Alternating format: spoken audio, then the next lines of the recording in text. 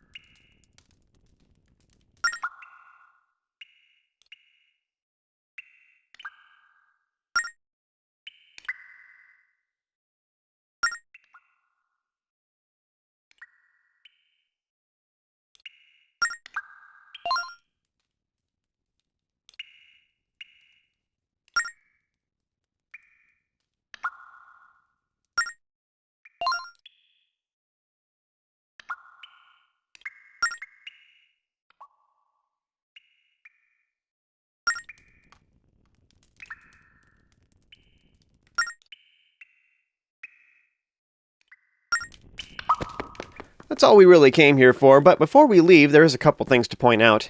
In this room right before Cyclos, if you look off to the right, there is a treasure chest there that we can't get yet. We need a new item before we can acquire that, so just bear that in mind. We will come back here for that later. Off to the left, however, there is a stone tablet that gives you a clue about some treasure that is on this island. I'm going to go ahead and erase the numbers just to make this a little easier, and then mark the location that the stone tablet was talking about.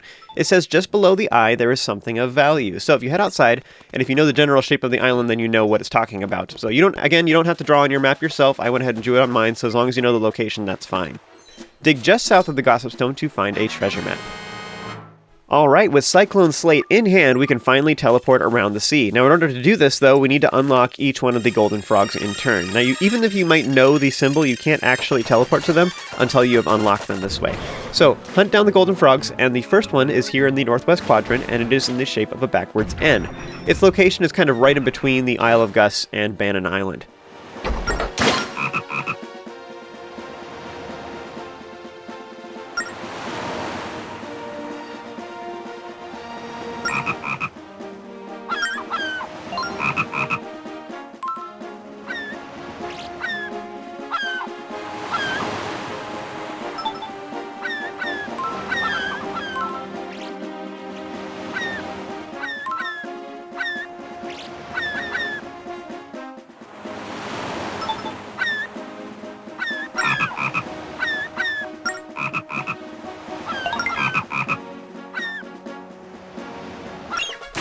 Alright, so we can finally teleport to the Northwest Quadrant whenever we want with that, so we never have to go through the fog ever again.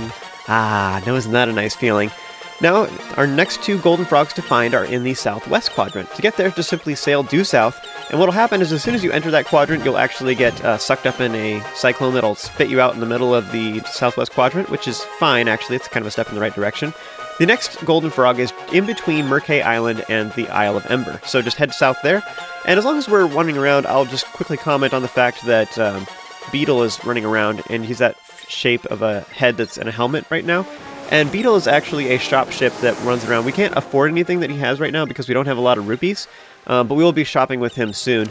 But Beetle, he has a regular shop that's available most of the time, and then he also has the masked ship, which is only available at certain times of day. So during the weekdays, the masked ship comes out in the evenings from 10 p.m. to 12 a.m., and during the weekends, the masked ship comes out in the mornings instead, from 10 a.m. to 12 p.m. So, if you can schedule it out right, you can get the masked ship to appear so that you can see the different stuff in stock. But if you want to, you can also just change the date on your console. So you can do that on the DS, and you can also do that on the Wii U. Yeah, you can still just get to it the same way by just changing the date on your console. Now, the masked ship has different stuff in stock, including a heart container, but it costs a lot of money, so we're not actually going to go there yet. It's just kind of rare is why I'm pointing it out, so people don't really see it very often. I recorded this at the right time of day for me, and so that's why the masked ship is on the map. I'm just pointing it out. Just north of Melita Island is the final symbol of the golden frog, so once you've acquired that, you can continue on with the main quest if you like. To do so, simply warp to the Northwest Quadrant and then set sail for the Isle of Gus. Otherwise, you can hang out with me, and I will go to the Traveler's Ship and get a heart container, which is actually pretty easy and it doesn't take very long. The other heart container you can get is the one for the fishing side quest, which I showed in the previous video. Now, I did not actually get that heart container yet, and actually my order of events of what I did is I went to the Northwest Quadrant, I did the golden frogs, and then right after this recording right here is actually when I went to Bannon Island, but I chopped up the videos a little bit differently and put it in the previous YouTube video so that I just had all the fishing stuff together. I was going to have them all together, but what ended up happening is everything in the Northwest Quadrant ended up being like an hour and 15 minutes or something, and I was just like, oh my goodness, it was just so much stuff, so I decided I should break it up because it was just too long of a video.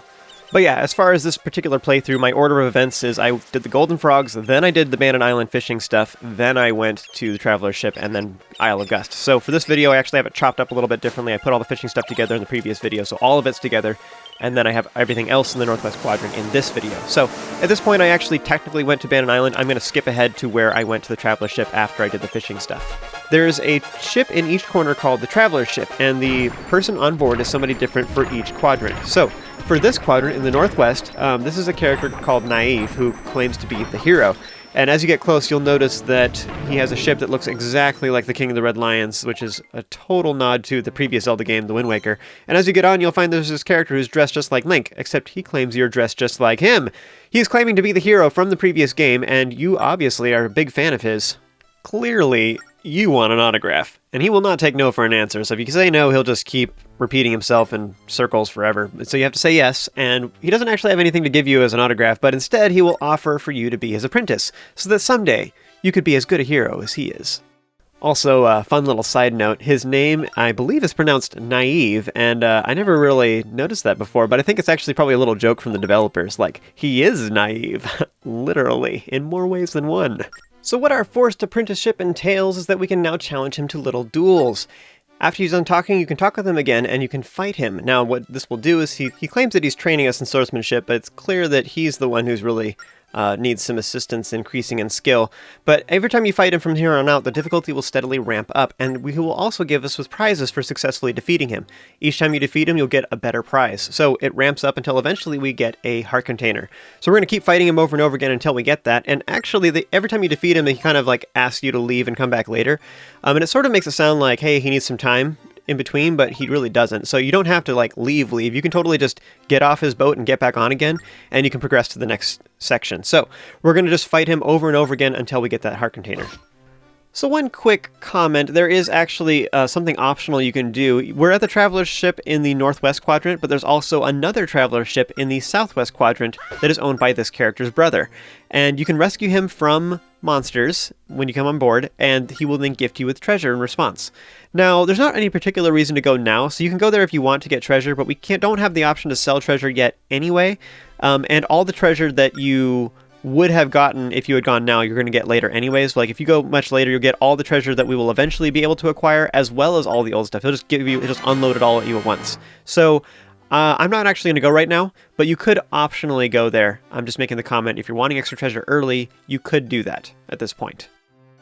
Alright, so just like I explained a little bit ago, we need to leave his boat and come back, so you can just tap on his boat again to re-enter.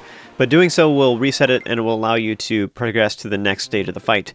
So do this, and now we will fight him a little bit more. I think he can actually attack you now, but he's still really easy at this point.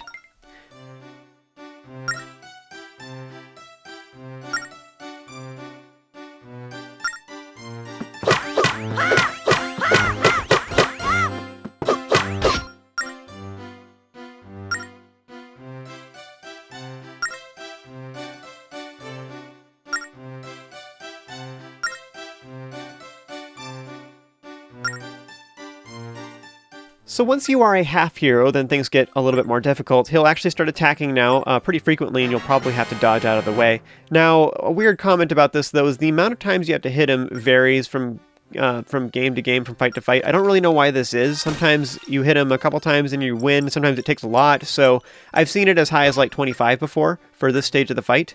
But right now I just happened to get it on the first one. And I don't know why that is. And I've seen that while watching other people both ways. I've seen it where it's just one hit. I've seen it where it's several. I've seen it where it's like 11 or 20 or somewhere in there, both for the fight before this as well as this one.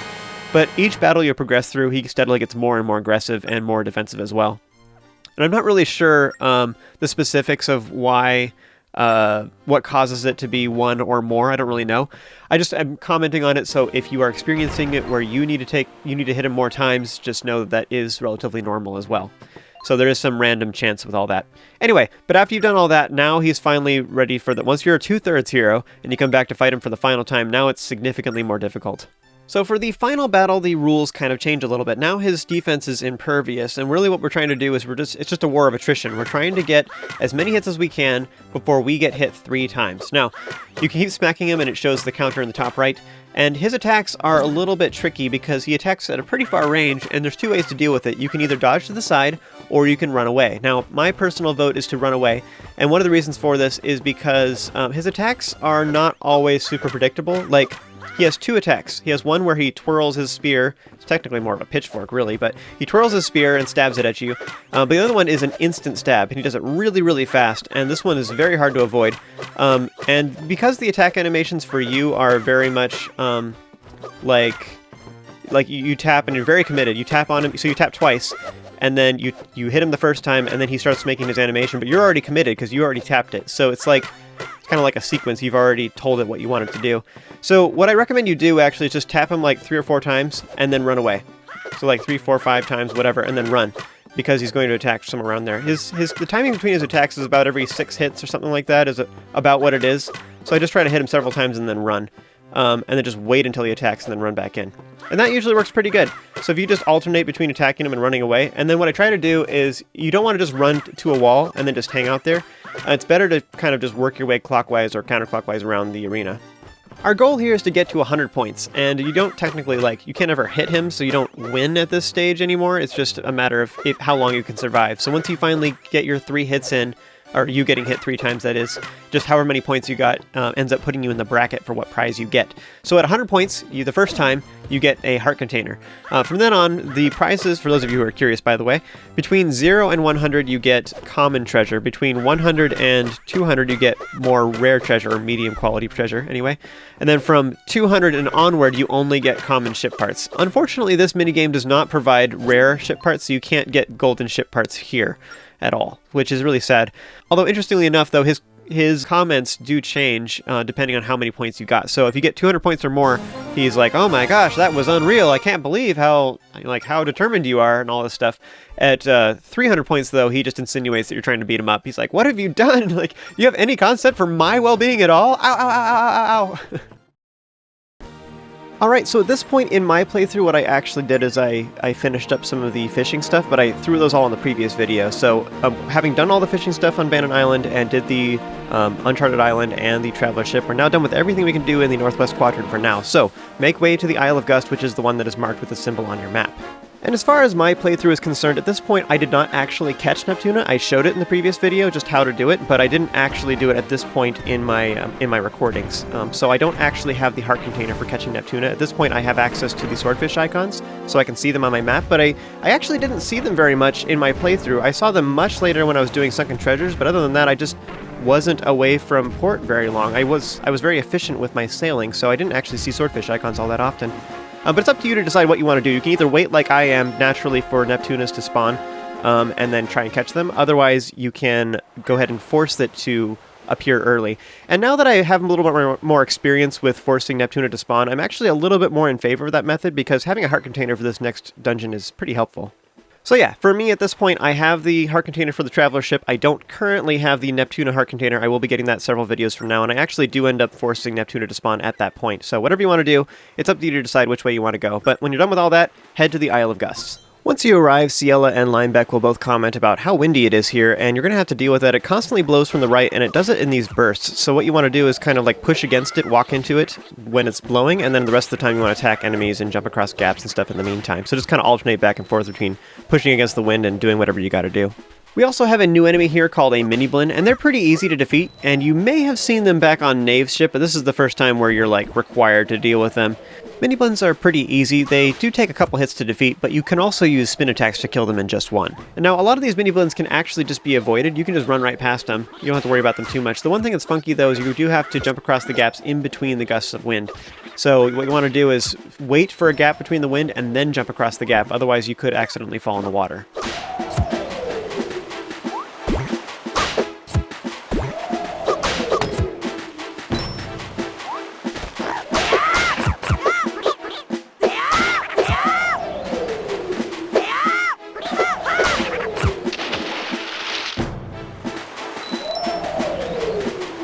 Optionally, at this point, you can enter this cracked wall here, and that is a good thing, so I would recommend you do it. You want to use these bomb flowers, and the trick is to actually just throw them when the wind isn't blowing.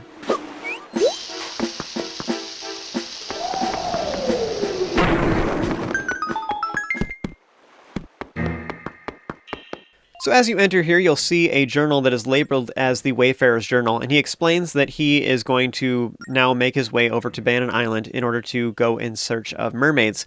So if you do the fishing side quest, you would have realized, too, who that guy was. But this makes the connection, it makes it pretty obvious that this is the guy who was from Melita Island, who is the father of Romanos. So that guy who Romanos was saying, oh, this is my father always wanted to go his own way, etc.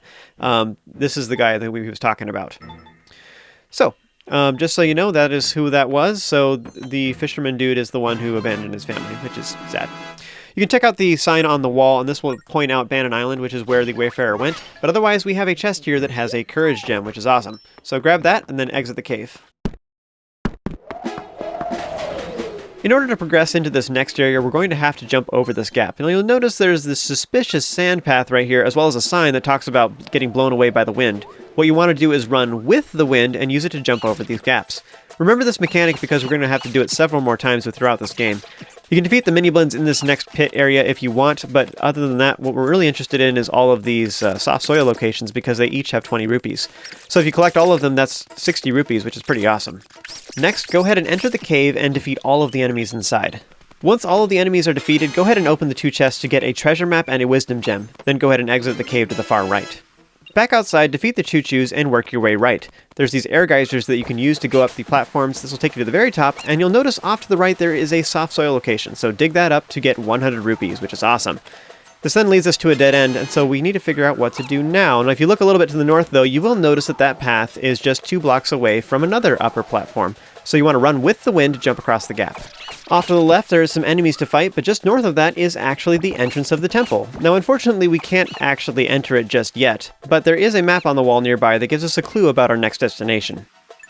So back south again, you want to hop into the air geyser on the left. This will raise you up to the next platform. And then up ahead, you'll see there's a doorway, but we can't actually do anything with that yet. That's a shortcut for later, although that style of door always is. Continue on to the south on the bottom left, and then Cielo will point out that there's a whole bunch of soft soil locations here. Now, soft soil can be dug up with your shovel, so she's encouraging you to do so, and these actually are all air geysers. Now, the air geysers themselves can also be covered back up, which this is the first time you've seen this mechanic, but you can cover up the air geysers too if you want. Before you move on, make sure that you dig up the air geyser on the far left and get on top of that platform to open a chest that has a power gem. After that, continue on to the right, use that air geyser too to reach this ledge and can go north of screen. Up ahead, this geyser on the right leads to a dead end, so we don't want to do that. Instead, you want to dig up the one on the left. This allows us to go up onto the next level, and then we continue onward. Now, this next geyser is also leading to a dead end, but it's in the way, so instead you want to use the shovel to bury it, and then use the other geyser to get up on that platform. Off to the left, you'll see there's another soft soil location that has another big green rupee, so go ahead and grab that, and then continue on north to find a stone tablet that gives you a clue about what you need to do up ahead.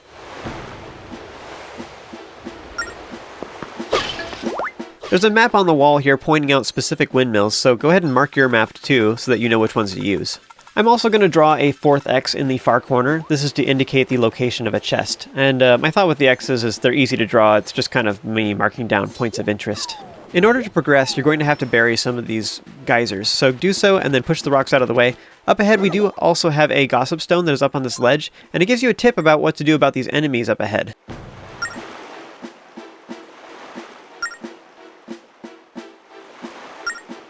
So here we have a cool new enemy called a sandworm. Now these guys will gobble you up if you are moving too quickly on the sand or just making too much noise in general. Now you can make less noise by simply walking instead. So if you hold the stylus pretty close to your body so that Link is just inching forward, then you won't make any noise and the sandworms will leave you alone. Now you don't actually have to just inch your way forward for the entire distance. In fact, if you just make a run for particular platforms that you know are there and you can see them on your map, then you can actually just do that instead. Now just be warned that there are some fences in the way and those are not displayed on your map, so you don't want to make a run for something that you can't actually reach. Up ahead, there's a gossip stone that talks about feeding the sandworms bombs. So throw bombs onto the sand, so defeat it. Now also, you can make a run on the sand with bombs, throw the bomb down, and as long as you don't move at this point, then the last thing that was moving is the bomb. And so then the sandworm will eat that instead. So, let's grab another bomb flower and make a run for it. Once you start seeing a sandworm, then throw the bomb out. And then the sandworm will eat that instead. Now, an interesting thing to note about that, now, like, I didn't manage to use that first bomb in time. I had to throw it down and it exploded before the sandworm could eat it, but this still allowed me to be safe for a moment. Continue working your way to the bottom right corner, and there's actually a treasure chest in the corner too, and I went ahead and I marked my map with where the location is. But then just north of this, there is the windmill that we want to activate, and how you do this is just blow into the windmill by blowing into your microphone on your DS or your Wii U gamepad. So just blow into it for a little while, and then it will start spinning. So once you've activated that one, continue on to the left. I'm taking a bomb flower with me to throw at the sandworm. Now, this totally did not work in time, so I had to make a run for it, but once it disappears, you can go ahead and grab another bomb flower, and again, throw the bomb flower down and stop moving, and the sandworm will prioritize the bomb. When I first played this game, I guess I just didn't appreciate how powerful the bomb flowers were. I thought you had to just slowly inch your way through all this, and it took forever, but honestly, it's actually, they give you way more bomb flowers than you need. It's super powerful. Once you've activated all of the windmills, this will open up the 2 doors and put out the wind geysers that are down there that allow us to access the temple. every time I get to this place, I always just think of that movie Tremors. Like the second one and third one too, but really just the first one. That was the iconic one that really had the sand thing. I think they were the first people to really do that, although maybe Dune came out before that, technically the books at least. Yeah, I don't know. Regardless, that's the end of this video, folks. If you like this, then be sure to subscribe both to Zelda Dungeon and myself for more content like this in the future. And as always, keep being awesome, and I'll see you guys next time.